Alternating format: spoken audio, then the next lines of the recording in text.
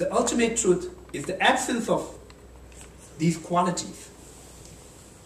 A self that is absent of these qualities, whatever we have added up, that is the ultimate truth. We need to know that, but we cannot know that unless we learn it, train ourselves in it, not just train, keep training for an extended period and seriously following it in that direction. Only after that, there could be a possibility that we can kind of have some kind of glimpses of the truth. And if we keep pursuing that, then we can get closer and closer to the truth. If we really get closer to the truth, then it really doesn't matter. If someone says to me, you are stupid, or you are ugly, or whatever it is, even if they shout at me, I'm stupid, I'm at the same level. I'm not my level is not going to go down. What kind of smartness I have? It is not going to go down because someone says that I'm stupid. So, if I'm a woman, if someone says that you're ugly, just because if someone shouts that, I'm not going to change, it is not going to change my facial structure, it is not going to change anything else. It doesn't really matter. So, then there could be very, very distinct approach. Then there could be no real enemy. The enemies and friends are kind of a result of those ripples that we live in our life. My best friend of today could be possible that after a week it could be the worst enemy. And my best worst enemy of today could be possible that after a week or a month it could be my best friend. So there is no kind of grasping on the friends and the enemy. There is no kind of grasping on any kind of those things, as long as we dwell in that truth. But unfortunately, we cannot dwell in that truth as long as we don't understand that. We don't have a comprehension of that. And it needed to be learned. Learned through a lot of reasoning, learned through a lot of investigation, a lot of objective investigation and analysis. Only then we can get little by little closer to that truth. So this is a very, very relevant truth that we need in our life. Now, if we have comprehended this truth, then if we keep on practicing in that, living in that truth, keep training ourselves in that truth, then we can gain a more confidence in that truth, in more stability in that knowledge. When we get the more stability in that knowledge will bring its impact on us. When that knowledge starts bringing its impact on us, we can reduce anger, we can reduce hatred, we can reduce desirous attachment, everything. So this is the one single weapon that can get rid of all the varieties of delusion. It's the best weapon. There could be other antidotes, but which is point-specific antidotes. They are like antidotes, according to Buddhism, they are very skillful antidotes, like meditating on ugliness. If someone have grave problem of being attracted by a woman or man very easily, they can employ these techniques. Like, they can visualize that object of desire in front of them, and they can investigate from head downward, like what is outside, what is the behind the skin, and what is inside the brain, what is inside the skull, and what is outside inside the tummy, and all those things. Those kind of methods. There are all different varieties of methods that can be employed, and that really helps a lot to reduce that time being attachment towards that object. But that is not a kind of ultimate solution.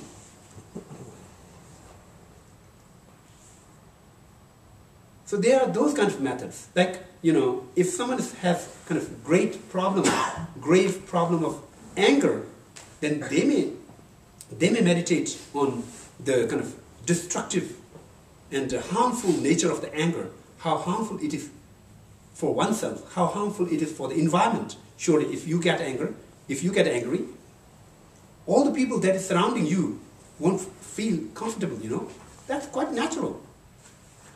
So, you surely have yourself have physical impact of it, and the mental impact of it on you, and then you're also resonating that kind of anger towards those people surrounding you. And surely, most of the time, you live with your dear and near ones. And if you're making your near and dear one's life miserable, that is not a good thing. So there are a lot of things that can be kind of, studied about the kind of negative impact of the anger, so that can help you to reduce the anger. But then it is not the ultimate best weapon to get rid of the anger. The best weapon to get rid of the anger always comes from the wisdom. And it also comes from the wisdom of the ultimate nature, ultimate truth.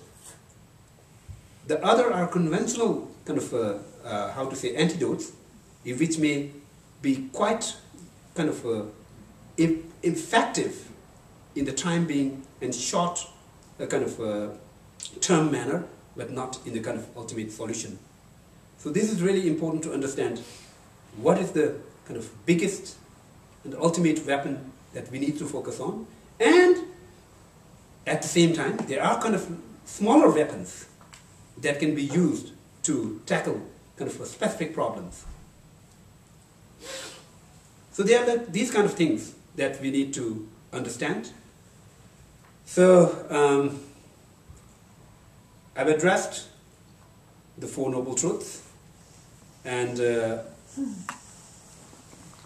we have now the important thing is, once we know the Four Noble Truths, first important thing is to understand that our own existence is something that is problematic. And it needed to be taken care, it needed to be kind of addressed. And then second thing is, where does it come from? And how these problems generate, and where are the sources of these problems? We need to understand it. And the third thing is, we need to establish there is a possibility, there is a state free from these problems. And then establish it. After establishing it, we need to find the path, how to move it forward, and then establish it. Once all these things are established, what we need to do is, we need to train as much as possible towards that direction. Then only after that we will get the real benefit. You guys, all of you came here, listened to me. I came from India, talked to you, and we spent some time together. Surely I believe it will help you to get some knowledge. It will help you to get some understanding. But to employ that understanding to benefit you in a greater level, you need to apply those things in your life. Unless you apply these values in your life, you will never get the kind of bigger benefit. Surely, knowing something is a benefit in itself. I do appreciate that. But then it is not the final benefit. You need to understand that. Okay? So, thank you very much. I'm very happy to address this topic today, and I hope you learned something. And if you have any more questions, you're most welcome to put forward the questions. I will try to address it.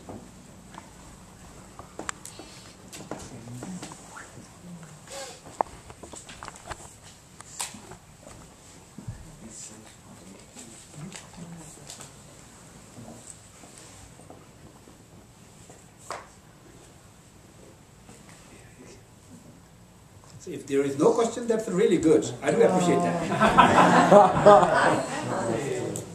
We don't know what we don't know. That's I don't know if it's a question or a statement or what. Okay. But, Please. so the selfless self, you were saying, was the true self. And I guess my question is, how do you find in yourself the selfless self, the true self? I mean, how do you go about that? Is it through meditation? Is it through study? I mean, how do you get to, what is it that takes you to that place that is the ultimate wisdom of your selfless self? First step towards that is learning. Learning through reading the books, reading good books, learning through consulting the teachers, experts in that field, and acquiring the knowledge. And once you have certain degree of knowledge acquired, doing investigation yourself again and again. It's not kind of a, how to say, scientific, like going into a lab and doing that kind of how to say lab kind of experiment. Not like that. It's all like a investigation you do it in your brain. You do it through the reasoning. You try to establish, and you try to kind of establish that such thing goes, and such thing, like those examples I used. Those are kind of really real life examples, and you cannot deny any of these examples. And this is kind of very, how to say, vivid in our experience in our life. We feel those things. We experience those things. So you can convince yourself through these kind of investigation. And once you're convinced, in the course of time, you will start kind of, stabilizing yourself in that belief system. That is the important part.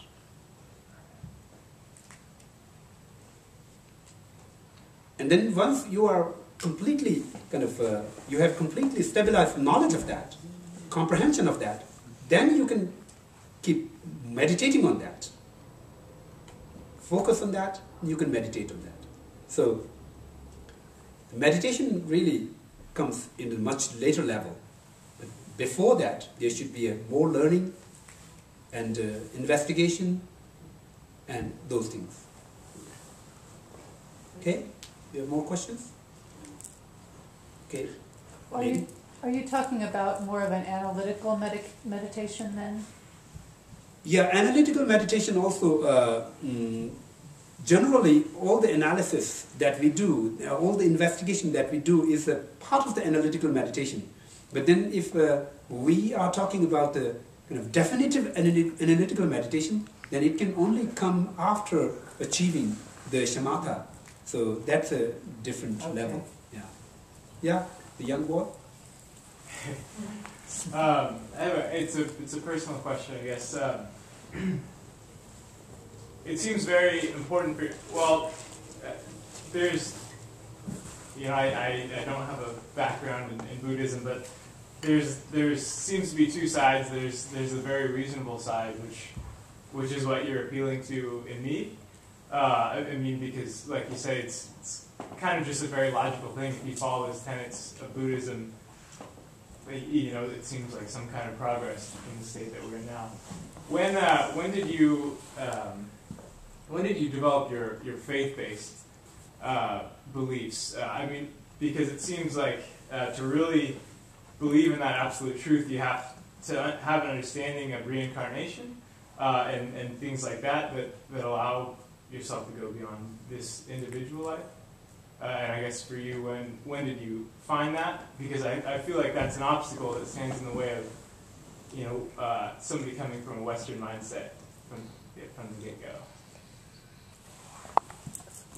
Yeah, believing in the kind of reincarnation system and then this rebirth system have a great role to play in make the Buddhism more appealing and such things, and more kind of relevant to their lifestyle.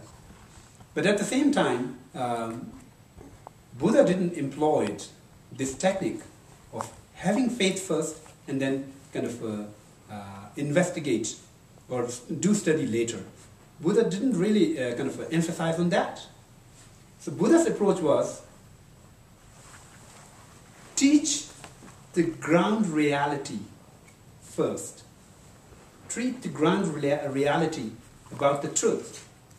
What is the truth? Teach first to those intelligent students or intelligent kind of people that come forward. Teach them about the truth and the reality. And let them understand that. Once they are convinced with that, and they may end up gradually having the devotion and the faith. So this is one way of approach that Buddha used. But then there are different varieties of people that exist. There are certain variety of people, they can have a devotion and faith and belief kind of very easily. They can believe anything else. So when you can talk to someone else, it could be quite kind of a impressive way to make them believe first and then teach them the truth. So there are different approaches. It's not like a uniform approach for everyone. Buddha has a kind of a carrier according to the American kind of social norms. Buddha had a carrier of being a spiritual master and spiritual teacher for more than 40 years. And then during those 40 years, more than 40 years, he taught all the different varieties of students. He taught you're really kind of less intelligent, kind of in certain extent those unintelligible students, and he taught really extremely intelligent students. So he dealt with a whole different variety of students. Based on that, in Buddha's teachings, there are whole different varieties of methods. Those are revealed.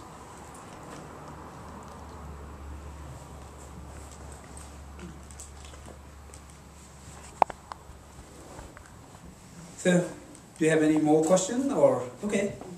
Yeah, Holly first. You spoke of concentration as one of the things to work towards, and I'm wondering, are you talking about?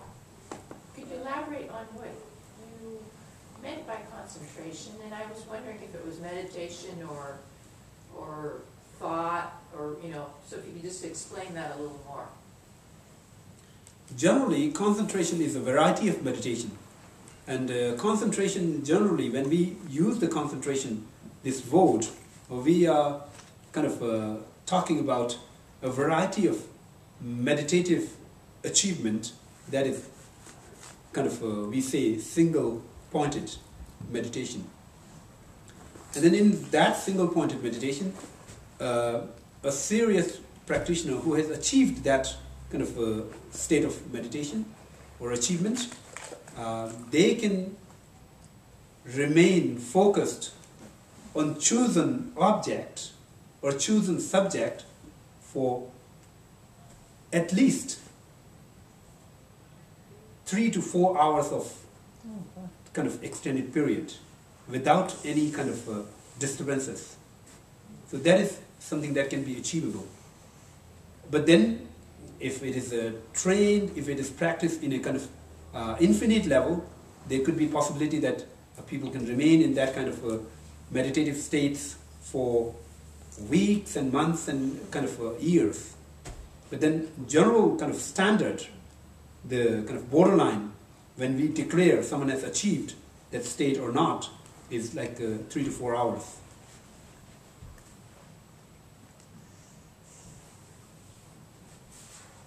Okay, you? This is a practical question. What do you do when someone comes to you and says something that you feel like really doesn't fit with you? Like, for instance, you should yada yada or whatever. How do you interact with that kind of statement?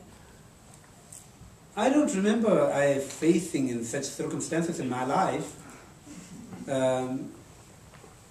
But if someone says me to do something that I'm not supposed to do, I will surely say, sorry, I can't do that.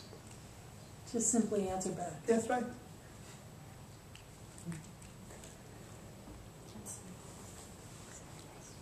Thank you. You're welcome.